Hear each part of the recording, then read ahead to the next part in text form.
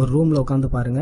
எல்லாரோட சேர்ந்து உட்காந்து பார்க்கலாம். ஆனா ஒரு ரூம்ல உட்காந்து பாருங்க. இந்த வீடியோல ஒரு இமேஜ் பாக்குறீங்க. இந்த இமேஜ்ல பாத்தீங்கன்னா இந்த பொண்ணோட மூக்கு பக்கத்துல தமிழ்ல இந்த ஆயுத எழுத்து எழுதுறோம்ல, அதே மாதிரி ஒரு 3 புள்ளிகள் இருக்கும். இந்த 3 புள்ளிகளை மட்டும் கவனிச்சு பாருங்க. இதுல இருந்து பயங்காட்டுற மாதிரியான எந்த இமேஜும் வராது. சோ நீங்க தாராளமா அந்த 3 புள்ளியை மட்டும் கவனமா பாருங்க. அடுத்து என்ன பண்ணணும்னு நான் சொல்றேன். ஒரு 10 செகண்ட்ஸ் அந்த 3 புள்ளியை மட்டும் கவனமா பாருங்க.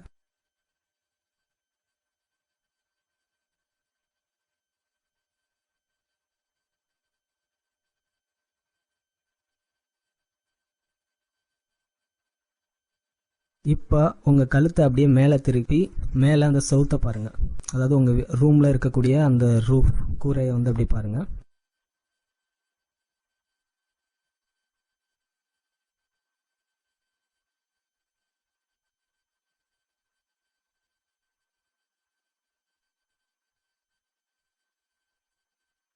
இப்போ நீங்கள் ஒன்று பார்த்துருப்பீங்கன்னு நினைக்கிறேன்.